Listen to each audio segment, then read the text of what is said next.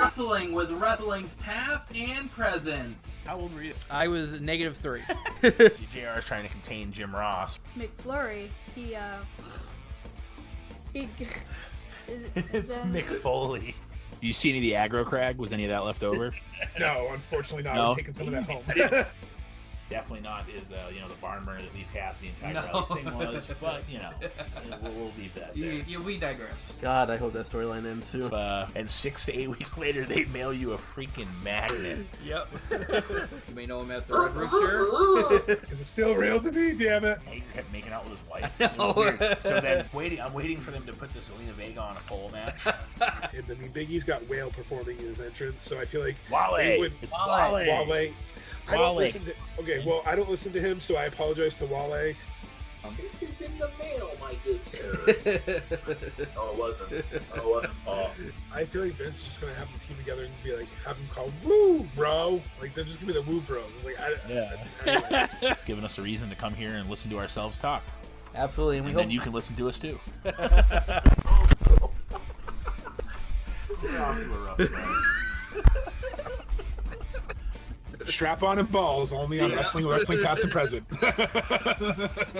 This is Gangrel, the Vampire Ward, and you're listening to Wrestling where wrestling's past and present.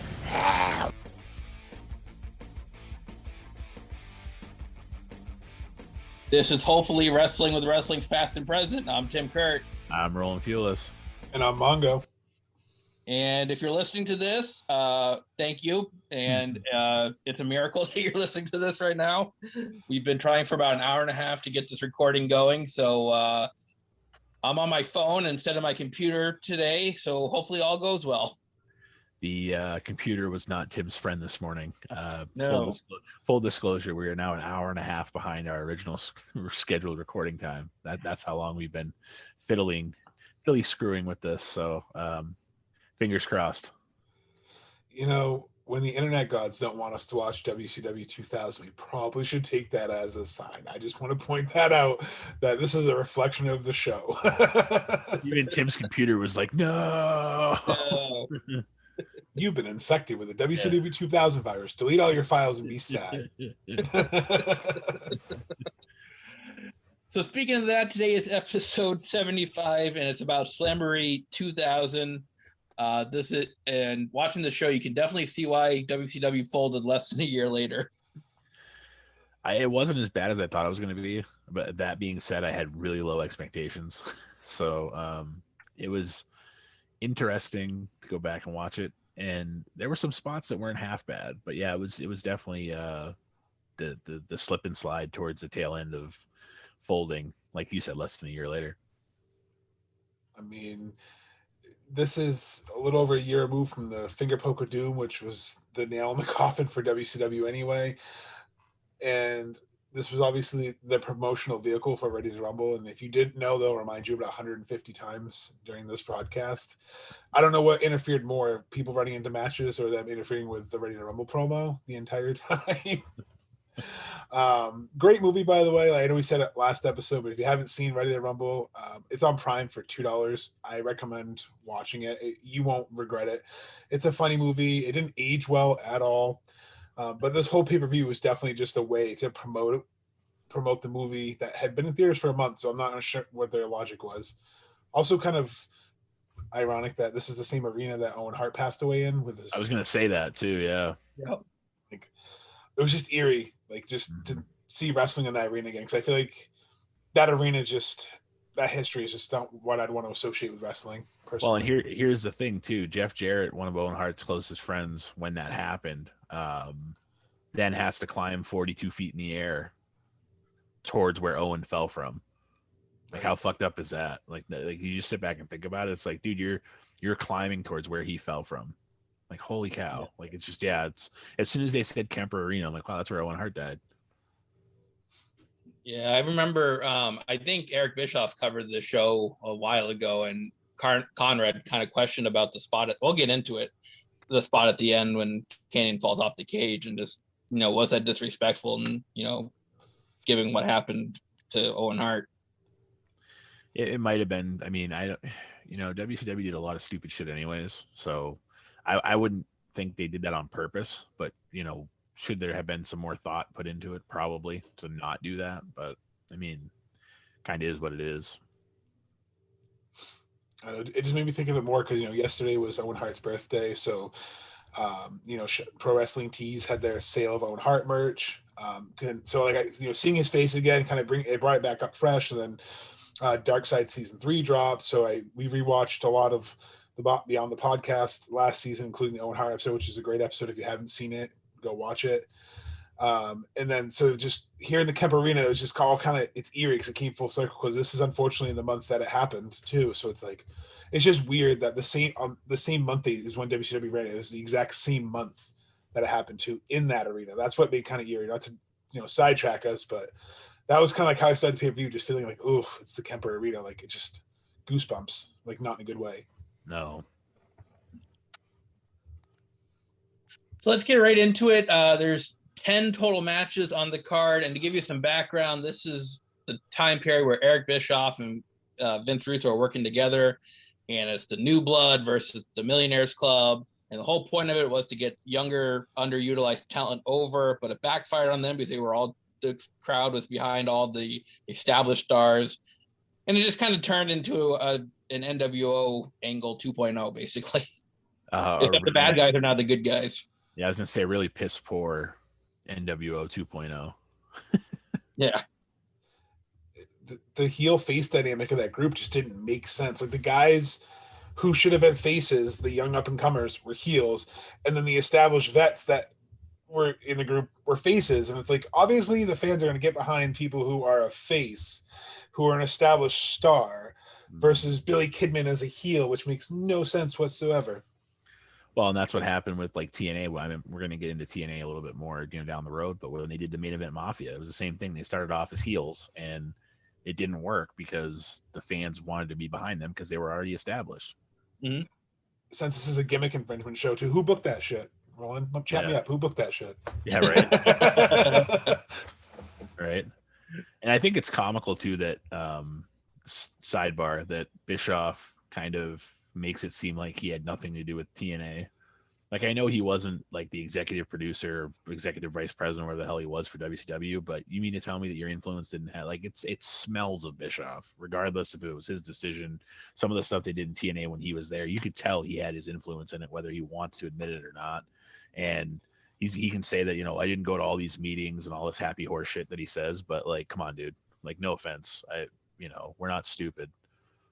I mean, yeah, the WCW 2000 storyline was essentially continued in TNA. So you can't, it was a combination of Bischoff and Russo, whether they want to commit it or not, because Dixie Carter was a wrestling mark and was like, okay, let's do those ideas. And Bischoff always said, he wanted to buy WCW after it folded. He tried to rebrand it. He would have probably continued. They thought this was a good storyline. They didn't understand the crowd reaction at this point. I mean, they thought they were still just being edgy and ahead of the competition. But I mean, WWE is going to run King of the Ring 2000 next month, which is one of the best King of the Rings they ever ran. So you're going to go from Slamboree, and this is what you kind of put against. Like, your competition is just destroying you without even trying. So let's get right into it. Our opening match is a singles match for the Cruiserweight Championship. You have Chris Candido with Tammy getting a win over the Artist, who is Prince Iakea, with Paisley, who is Mrs. Booker T, Charmel, in about 8 minutes here. I mean, it was an okay opening match for me. You have the spot where Paisley goes to hit Candido with the chair and hits the Artist, which is a spot that's been done a million times. It was just okay, but I think it kind of set the tone for that this pay-per-view might not be, all that great. The bumping between Tammy and Charmel was freaking horrible too. Like, it was in like slow motion, and yeah, having essentially Sonny and Skip show up on TNA, or WCW, sorry, not TNA, same thing at this point. It just felt so like, let's just take somebody that's a star, and it's like, dude, they're not even close. Like, not like Skip was not a star, and at this point Tammy was already going downhill as popularity wise, but it just, I don't know, it just felt so out of place to me, I guess. And I know Conrad likes to shit on Prince Iakea, but wrestling wise, he wasn't a terrible wrestler. He's kind of like a Lance Storm type of wrestler where he doesn't have really the personality. Like he tries to be this like personality. Like, I'm not saying he's got Lance Storm's ability. I'm just saying like it's similar where like he doesn't have the personality. That was his only real knock, is that he was trying too hard to be that person. But yeah, I mean, like Tim said, it set the tone for this whole pay-per-view. It's funny. I call those wrestlers the G1s, the generic ones, just because it's like if anyone has played, any of our listeners have played the WWE 2K games or the SmackDown vs. Raws, when they used to do some of their story modes, they would have like generic wrestler 101. That's who you were. Like you were built like a brick shit house, and your character could do all the moves, but you just got no personality development. That's kind of what I equate to Lance Storm. And you're right. Prince Iakea or the artist formerly known as whatever he's calling himself at this point, because they were trying to make him Prince, but when Prince turned himself into a symbol, like, right, yeah. Yeah, and like you said, the bumping of Charmel and Sunny Cloudy Days just was terrible. Like you said, she went from being like one of the, no pun intended, hottest managers, in WWF at the time, and essentially the eye candy. That's what made her a good valet, plus being a good heel, to this sad version of herself. And I don't understand how WCW was so good from 95 to 98 to just fell this far. I just still won't get it, because even back then watching WCW 2000s on Nitro, I'm like, how is it this bad with these talented wrestlers? Well, and like you said, I mean, back in the mid 90s, Sunny was she was so over. Like, so it's almost sad to see like she's, pondering to the crowd, and like no one cares. They're like, oh, it's Sunny, yay. Like, it's just, yeah. And that's how the match was. No one cares, yay. Like, yep. I think that's the best way to describe it. Nobody cared. Mm-hmm. Which is sad, because Chris Candido could go. And, it's sad too, because it's weird that we just covered Chris Candido too. But the crowd they looked like they were just sitting there, text. If they had smartphones, they'd be on, surfing Facebook right now. Like, that's literally how bored the crowd looked during this match. You guys hit the nail on the head. Yep. Our second match is a handicap match for the Hardcore Championship, and it's a hardcore match. You have Terry Funk getting a win over Norman Smiley and Ralphus in about 10 minutes and 3 seconds, which is about 10 minutes too long. This match was just weird to me. I mean, it starts out in the bathroom at the backstage. It doesn't even start in the ring. And there's one point Terry Funk is coming down the entrance ramp, and the referee comes in behind him and just hands him a chair. So, like, I don't know. I mean, this is your typical WCW hardcore match. It's just weapons upon weapons, and I don't know. You've seen this one a million times. And then why did we have to see Ralphus's ass? I don't know what the point of that was. Like, I'm glad they didn't pan around to the other shot of like down the black hole. I'm glad we didn't get that view. I was waiting for it, like cringing, like, oh, please don't. And they didn't, though, so thankfully. But the people that were on that side of the camera, they're probably scarred for life now, because his pasty, doughy white ass was out there upside down for what felt like an eternity. He's probably still there right now. So if you go to the Kemper Arena, he's probably still just hanging there. But good Lord. Yeah, like Tim said, this was a cluster. Like we use that term a lot on here, but this was legitimately a cluster of what would be WCW after 99. Like this was the epitome of it. So garbage. Absolute garbage. It's great because, unfortunately, during Roland's incident, we did a couple of WCW 2000s, so he didn't really have the joy of having to watch the pay-per-views again. It was more just scarred in his memories, but he now knows how we feel getting re-scarred again by WCW. Like, that's perfect. I feel like whatever we just, instead of saying clusterfuck, we need to say it's worse than the Terry Funk Norman Smiley match, because this match was god awful in every way, shape, or form. And then at one point, not to cut you off, at one point Rufus had to do the wiggle too. Like, wow. Like, what? I know. Yeah. I don't know. They kept just saying mystery partner. We know it's Ralphus. Even back then, we knew it was Ralphus. Yeah. Like, mystery partner. The mystery partner. Like, we get it. He's the mystery partner. Shut up. You can say masked man. Like, their commentating was terrible too. So it didn't make it. And I feel bad because this was clearly punishment on Ralphus, because Jericho had gone to WWE. So this is clearly them punishing Ralphus, who let's be honest. WCW found this dude in the back, and we're like, we can expose him and use him to be the comedy foil for Jericho. Mhm. And then they're like, well, Jericho's gone, so we're gonna double up on the shitty ass comedy, like you said, having to see his butt for like half an hour. Yeah. Ugh. Poor guy. Rest in peace. Ugh, not good. Yeah. Yikes. Next up is Sean Stasiak, formerly known as Meat, getting a win over Kurt Hennig in about 8 minutes. This did nothing for me. They're trying to do the whole Mr. Perfect gimmick on Sean Stasiak here. The entrance music is pretty much the same as Mr. Perfect had. And I don't know. And he wins with the perfect plex. It's not creative to me. And it doesn't get any better because, not to spoil it, but later on we see a new total package. Like it doesn't. Yeah. It just repeats. It's like Vince Russo's like, bro, what if we have these guys be these guys? It's like, horrible. Like, why would? And at this point too, you could tell that Bischoff was mailing it in too. Like he just come back from being gone. Like they like, oh, come work with Vince. Like, well, we'll get it back on the tracks. It's like, no, dude. Like Bischoff, he was just like, I'm here. The fakest smile ever. Horrible. Vince Russo is the most talented hack in the entire industry, and we shed him a lot, but this pay-per-view really showed he has no idea what the fuck he is doing, and he doesn't know what the fans want. Right. He only really gets credit because he was there for things. He is the luckiest I was there person. When you do a group project and you have that one kid with you that didn't really do anything, but the teacher gave him an A, even though everyone else on the project busted their ass. That's Vince Russo.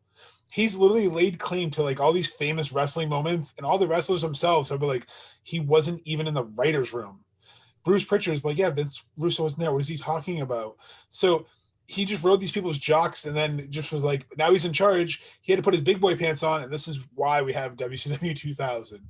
And this whole, like you said, the gimmick infringement pisses me off. It's like, are you kidding me? Like, it's just straight up insulting to someone like Mr. Perfect to, let me do your WWF gimmick for you. I'm going to do it better than you too. And it's meat. That's not believable. It's freaking meat. Sorry for the little angry Mongo there for a minute, but it's just we got red ass Mongo there. It's episode 75. I had to come alive a little more. I'm just kidding. We've been waiting to come alive for an hour and a half now, so you've been bottled up. Okay, so next up is the United States Championship match between Scott Steiner and, yes, I have to say it, I guess, Captain Hugh G. Rection. He's going by his real name now. He's going by his real name.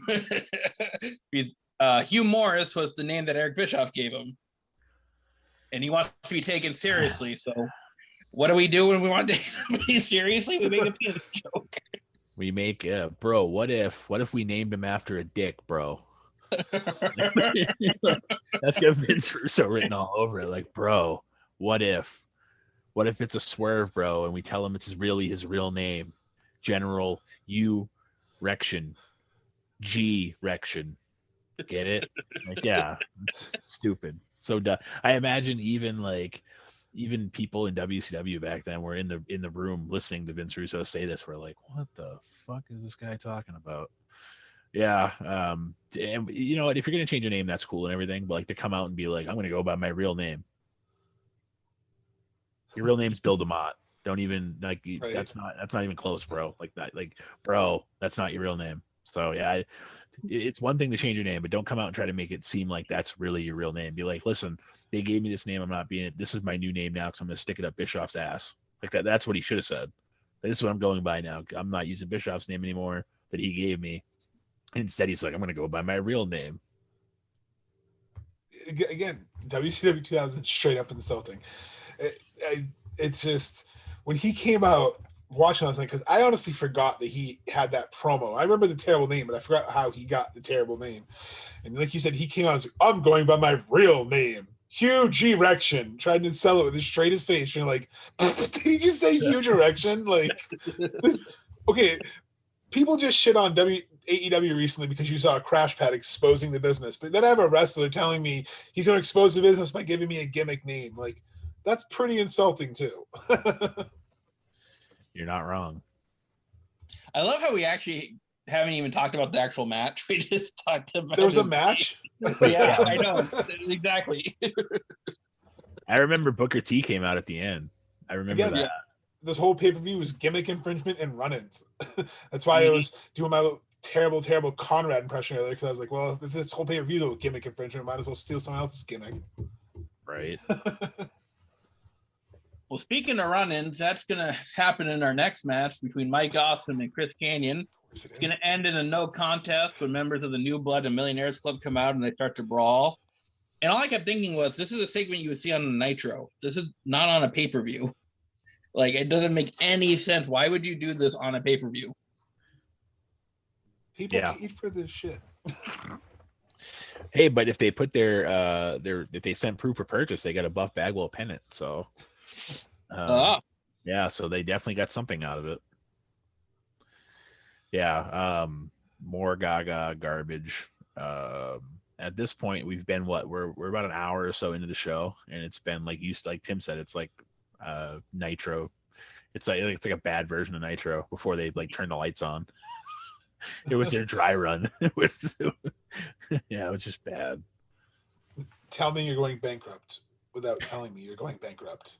They'll go first. Like this, I feel so bad because and then this is what Mike Awesome transformed to. I don't know if you guys remember this. That 70s Mike, because they were trying to make fun of that 70s show. Do you guys remember that terrible gimmick? Yeah.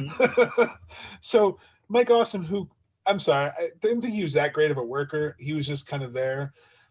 But against Chris Kanyon, who was a good worker, but this poor guy's career was railroaded, and he could have been so much better used in WWF if they just understood his personality, so he could have let his true personality show. Because this match showed you can go. He's someone who is very underrated. That I went back and like, I wish I appreciated more when he was alive and we got to see him.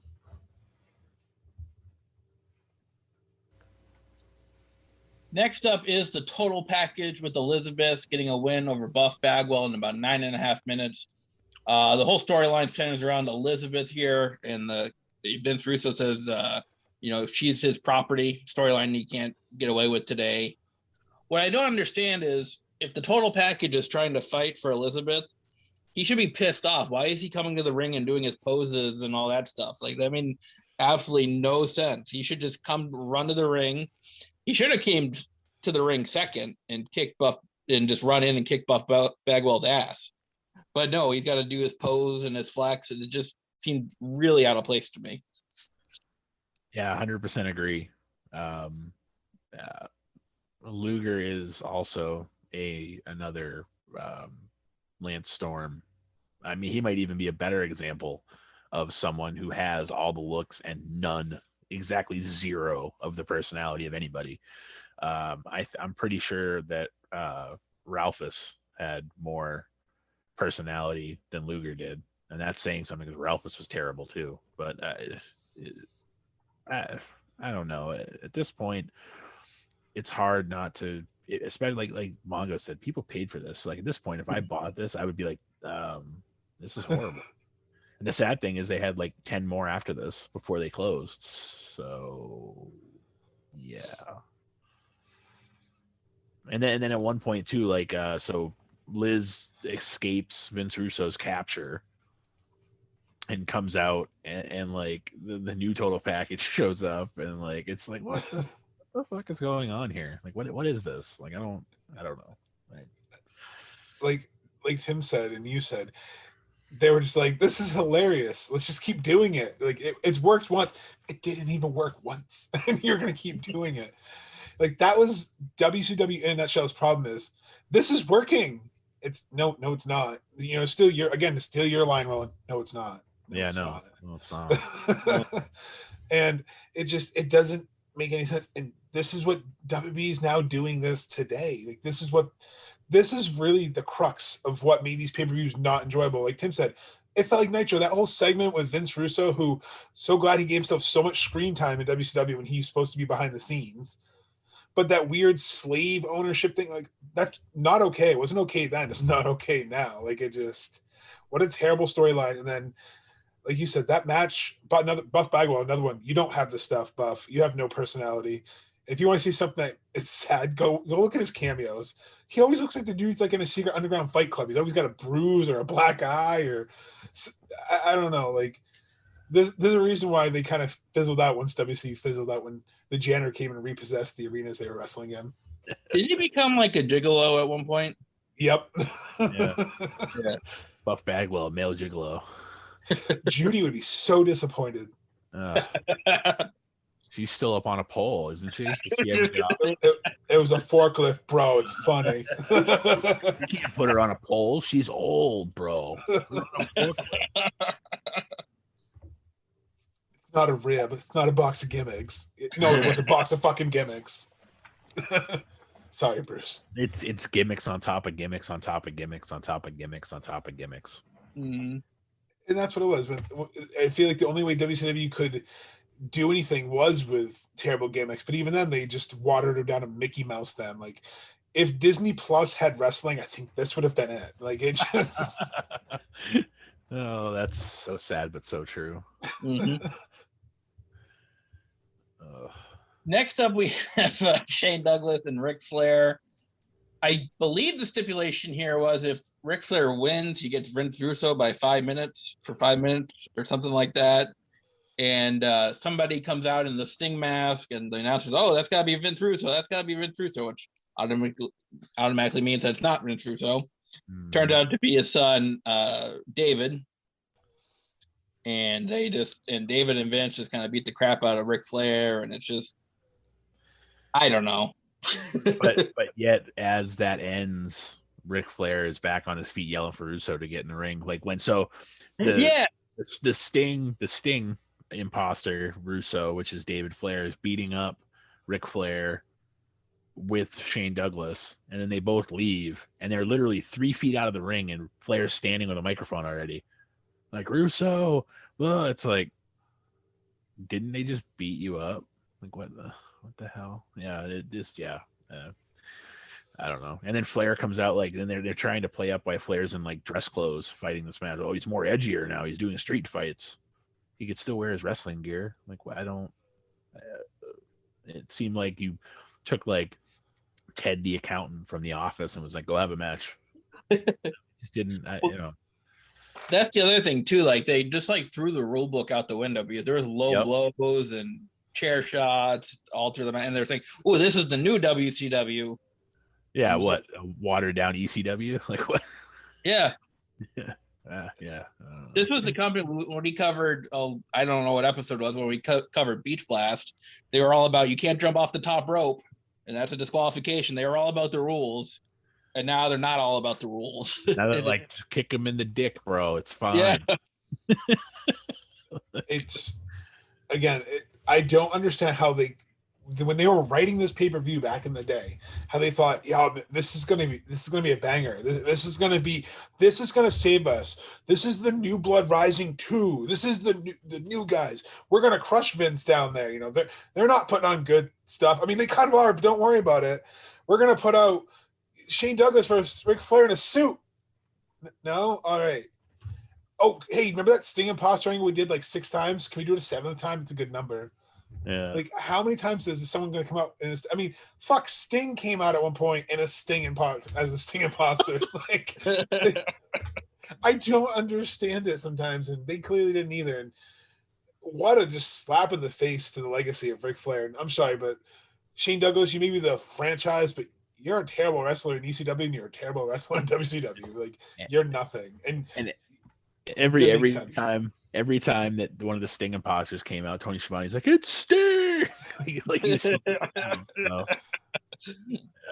unreal. Speaking of Sting, he's on this show at some point, isn't he? I think I don't remember. I think I have brain damage from watching it, but I'm pretty sure he's on the show. I was gonna say he's up next. Sting? Yeah, we're gonna talk to Sting. The pay-per-view is so bad. Roland's like, I'm gonna be real, guys. I tapped out and passed out. Yeah. Because I watched the whole thing. I know you did. I'm just saying, but your brain tapped out. You're like, nope. Yeah, my brain was like, enough. Like, The good news is after we talk about Sting, we have 2 other matches to discuss. All right, well, have a nice day, guys. And I'm just think we watch this and you don't have to. Yeah. And I mean, if you want to, you can take the psychological damage we probably most likely have. And you wonder why Tim's computer is like, nope. Yeah, I know. His computer's like, I'm good, dude. This is stupid. And this is the home stretch of Nitro. I mean, Slamboree. Mm-hmm. I mean, to be fair, it does get slightly better, but it's like going from like a -3 to like a 1. So it's not, yeah. And you got to remember too, we covered Slamboree '95. That's where they did their Hall of Fame induction ceremony. Mm-hmm. We went to like celebrating WCW's highest like superstars. 5 years later, we're getting this. Oh, thank Jeebus. So what does this make for like, this is like 6 run-ins out of 7 matches so far too. Can I point that out? And 2 gimmick infringements. This WCW bingo card should be our new thing. If you guys want WCW bingo cards, I think that's coming up. I think this pay-per-view just inspired us. We're going to do some WCW bingo cards. I think we have to the next time we watch them. I think that's like a mandatory thing, because at least that way we'll have a reason to not like want to go out back and blow our brains out after we're done. Oh my god. So speaking of Sting, he's gonna defeat Vampiro here in under 7 minutes. So thankfully they kept it short. But I was about to say this before Roland kind of forgot about it. I don't really remember this match. I remember psychological damage of WCW. Yeah. Well, once you get past the what they did to Ric Flair, it's like, who cares? Like, and there wasn't much in this match other than it was a bona fide street fight essentially. More nut shots and weird outside the ring. Referee doesn't count, and I don't know. It's barricade got involved at some point. I think I remember that's what happened. I don't know. Like I said, brain damage is set in at this point. So from what I remember, it was Sting. So Sting and Vampiro had a bit of an angle going where Vampiro's the new Sting in his eyes, essentially, and that's the gist of it. And like I said, this is where the pay-per-view, honestly, all joking aside, does get a little bit better from this match on. It gets slightly better, but like I said, it's still not worth watching. So we're gonna like tell you guys, like usually we're full. That's one thing I will say. We're so honest that like we'll be like, oh, if you want to watch just one thing, tell you what, if this comes up, just shut it off. Just shut it off. You're not going to miss anything. And that's the unfortunate thing is that, I mean, I guess honestly, if you want to watch one thing, you watch Triple Cage, I guess I will say, and that was only for the gimmick. It wasn't even like the match was any good. And again, I know I'm jumping ahead, but like, just like I said, the last 3 things of this were slightly better. Sting gets the win, and as he should. It's Slamboree, should, but yeah, there wasn't much going on here. Didn't Vampiro once powerbomb Mike Awesome on a school bus and like knock him out? Like was. Because I feel like that's literally this match. He didn't look like he could do his moves anymore, and he wasn't that old. And just, I don't know. I just felt like Sting had such an epic entrance. Like that's probably one of the coolest things about this show is Sting had one of the coolest entrances of the late '90s, early 2000s. Like with the real crow flying in and like the lightning and the lights and everything. It was pretty cool. But that's the only good thing about this match was that entrance, because the match it was just there. Like, I think I remember the finishing spot, but I really don't. And then it's just, look, more interference. Like, that's it. You're like, it's not feeling special because every match is a run-in.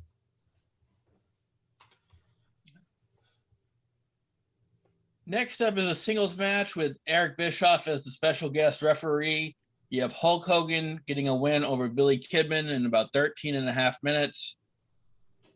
Full disclosure, I fell asleep during this match. Oh man! Bischoff gets knocked out at one point. Who counts his hand? Horace Hogan. Horace Hogan, that's right.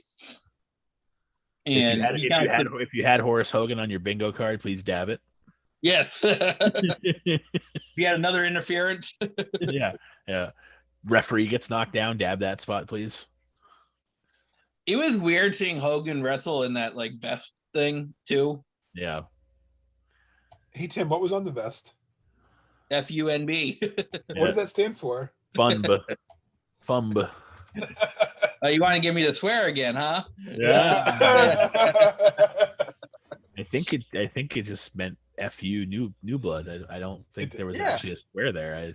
I don't think. I mean, they never said it on the pay-per-view, and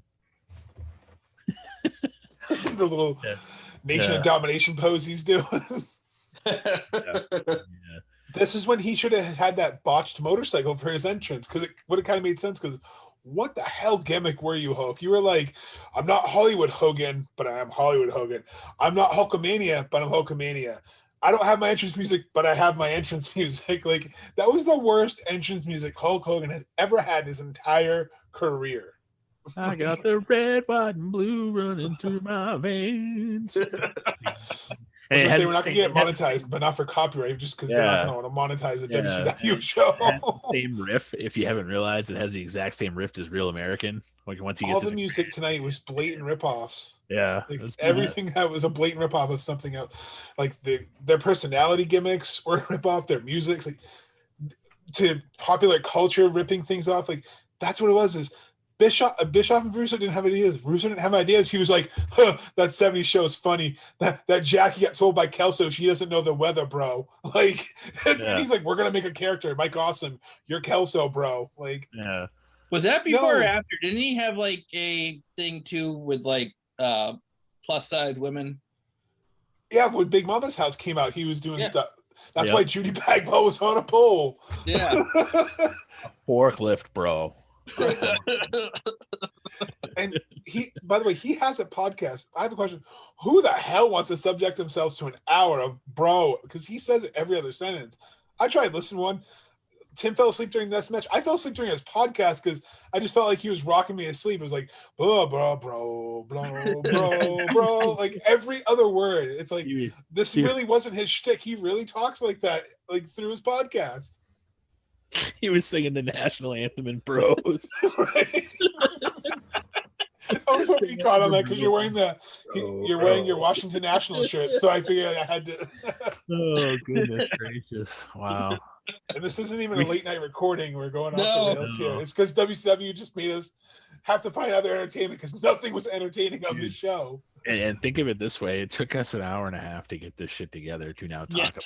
So not only did we have to watch this horrible thing, we then had to endure an hour and a half of cluster to now. So like everything that's going on here is like it's delirium all over again. It's set back in.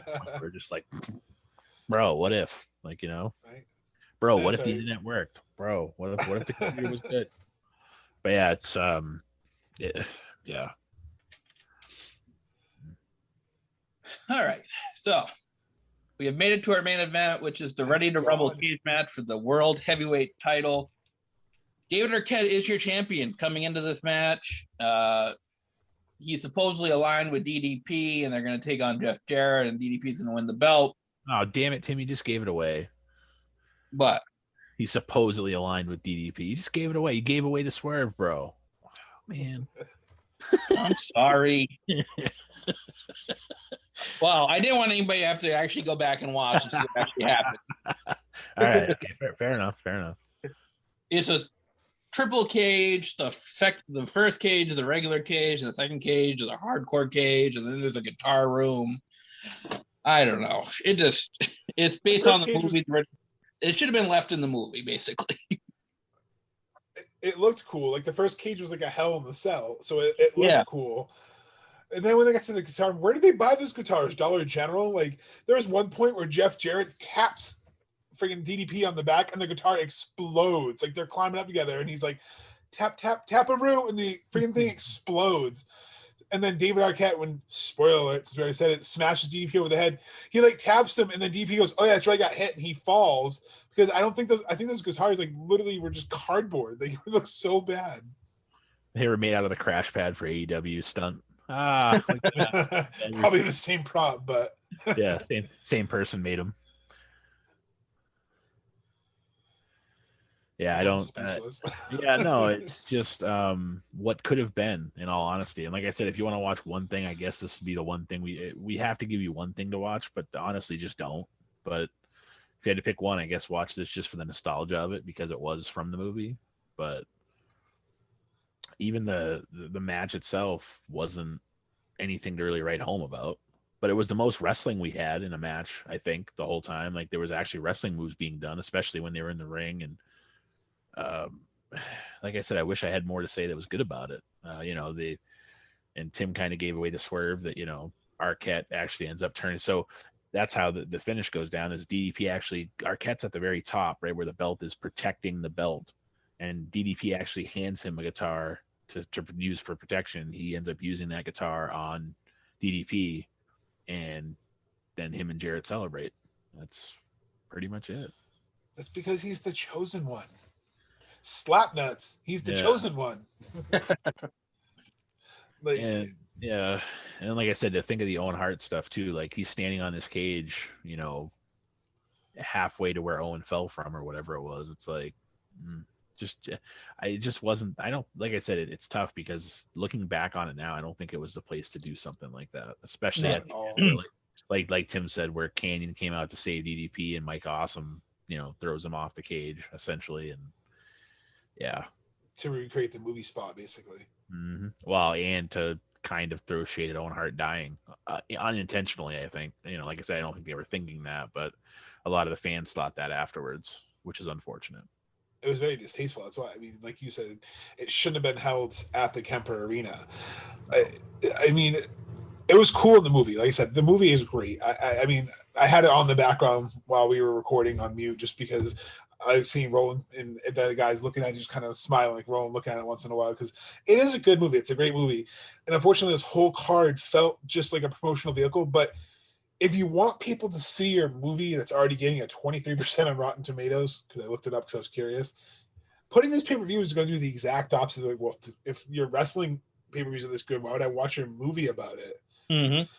But it's sad because the storyline in the movie was more interesting than the current product. Yeah.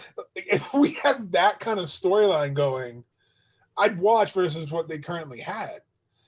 And people shit on David Arquette. Like, people shit on this whole run, and it really wasn't his fault. And if you listen to his interviews and if you watch his documentary, You Can't Kill David Arquette, he kind of explains that he was basically told to go work with WCW to promote this, and he was just going to be involved in an angle, and that's it. And people shit on that. I'm like, well, WWE, AEW, everyone does that. You get celebrity involvement, you get yourself, you cross promote. It's a thing. And they made him win the title. He didn't even know. He had to go to Hot Topic like in a week before. That's why he had that terrible black leather like mesh gear on that Nitro where he wins the title, and he didn't know he was going to win.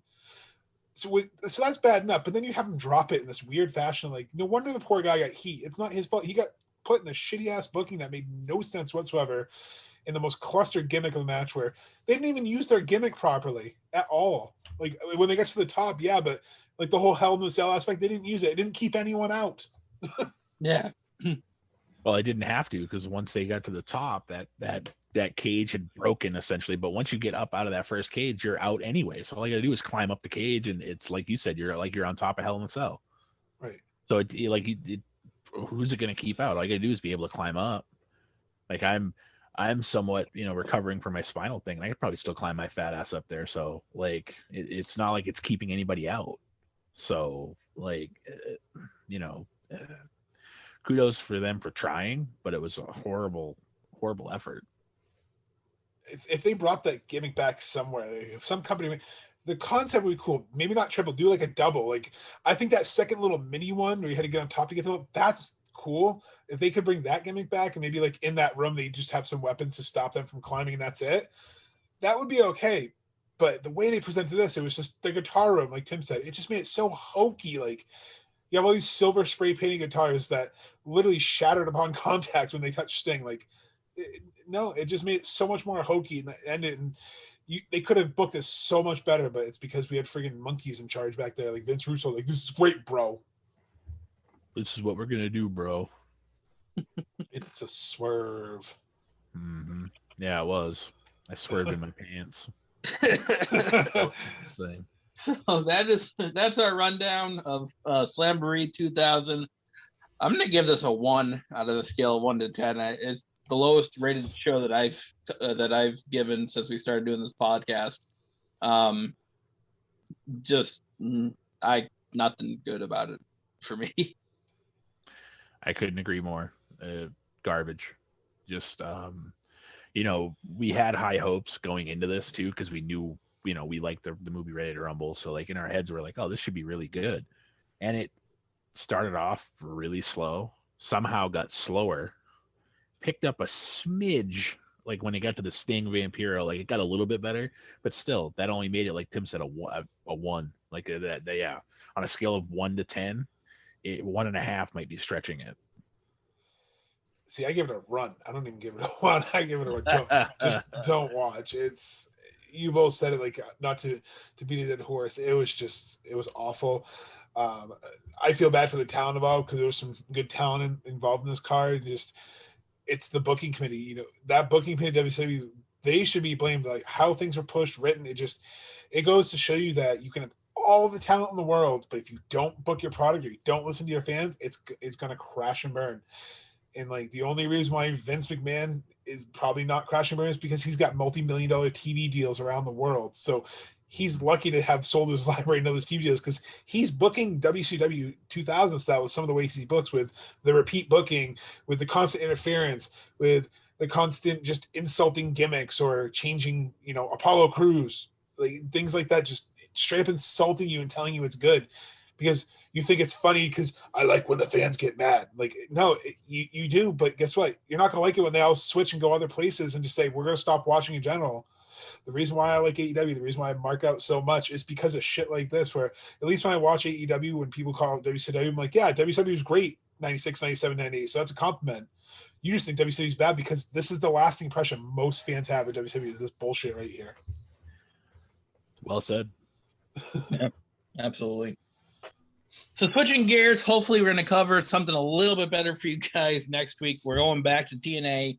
We're going to cover Hard Justice 2005. That's the continuation of Lockdown 2005, which we covered a couple episodes ago.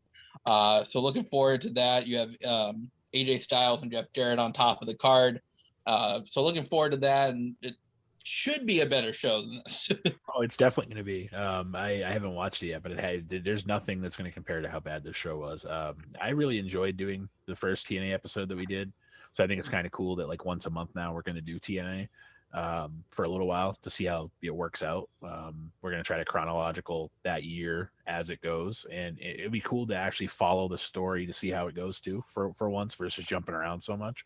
And it turns out that besides, like Mongo pointed out in our group chat, besides the WrestleMania show, the TNA show has been our most popular. So apparently you guys like it. So, we've grown to the point where we have international listeners, which is cool. And, from what I hear and what I remember, what Bischoff has talked about, TNA was always hot across the pond. So maybe that's one of the reasons why, some of the people that are over there listening to the TNA shows, because they remember it and they were hot for that stuff. So, kudos to you guys for, spreading the word, the people that listen to us religiously, and, helping share our stuff. And we're hoping to obviously keep growing and keep bringing you different content, and we'll see where it goes. But I'm excited for TNA next week. Well said. I am too. I can't wait for Hard Justice 2005. It's like you said, it's definitely hot around the world, and I think it's cool. So I want to definitely say thank you to everyone listening as well. I mean, to have listeners from Australia and the United Kingdom, it's pretty cool for 3 friends out of New Hampshire in the United States. Like we're just a small little podcast having fun. Even though we had to watch WCW 2000, it's fun to just shoot the shit and talk about how terrible it was and how we can appreciate other wrestling because of this. And I think watching something like this helps make us realize TNA wasn't so bad. It's going to be a good show, where this pay-per-view maybe wasn't so bad because this was just straight up bad. And it's going to be nice to have a palate cleanser and watch a good pay-per-view where we can see wrestlers booked potentially properly, and looking forward to keep bringing the fresh content. And we're glad you guys like it. And please don't forget to, like, follow, and subscribe on our socials and our YouTube. So the more we can grow on those platforms, we can help keep creating the content. So we appreciate everyone. Yeah, absolutely. My sentiments exactly. Thank you for listening. Like and subscribe. Want to mention this real quick. I meant to do this in the beginning. Hopefully you enjoy the new intro that we debuted for you guys this week. And special thanks to Gangrel for doing the shout out to the podcast. He did an awesome job with his shout out. So thanks to Gangrel, and hopefully he listens and is telling his friends about us. Well, and it's pretty cool when you have somebody that is a name that can shout out your name essentially. So it's just a neat thing. And yeah, like you said, you put a few of our most recent bloopers and funny stuff in the intro. So hopefully you guys pick up on it, and we'll hopefully have stuff to add and take out here and there just to tweak the intro as we go. And it's cool that we have enough content and enough listeners now that you might catch some of that stuff. So yeah, no, props, Tim. That's an amazing intro. Like I popped for it too. Just my Wale spoof is in there. But speaking of that, I want to send a shout out to you, Roland, too. You didn't mute yourself. This is the first one in a long time that you weren't on mute. Oh, come on. Full disclosure, I made sure the button was in view at all times. Yeah, I didn't, because usually I have it hooked up to my headset and it's kind of dangling there. I have it right next to my laptop. I have my soda, and then I have the button. So I muted myself a few times to burp and cough and whatnot, and I made sure I pressed the button again like a big boy so you guys could hear me talk. That's how important this show was to me, damn it. Right. Well, it helps. We got the radio guy, Tim, making sure that we sound great every week, too. So that's true. That helps. Says the guy who's on his phone recording this. Hey, just because you can still work magic, man. They couldn't work magic on this pay-per-view, but we know you can work magic on this pod. So TNA Hard Justice 2000. Think about how bad the episode sounded like at the beginning, in all honesty. So we've come so far, and yeah, it's you doing your tweaks that you've done. So don't try to not take some credit for that, if not all the credit for it. I know me getting a headset helped our sound a lot, and having someone that knows how to even that out and get it sounding good, that's huge. So don't not pat yourself on the back. So well, I appreciate that, guys. Thank you. So TNA Hard Justice 2005, that's coming up for you guys next Saturday at 5. Everyone have a good week. Till next Saturday, I'm Tim Kirk. Hopefully I'm still rolling feelers. And after that, I'm definitely Mongo. And this is Wrestling with Wrestling's Past and Present. Maybe. I hope you're all having a nice day.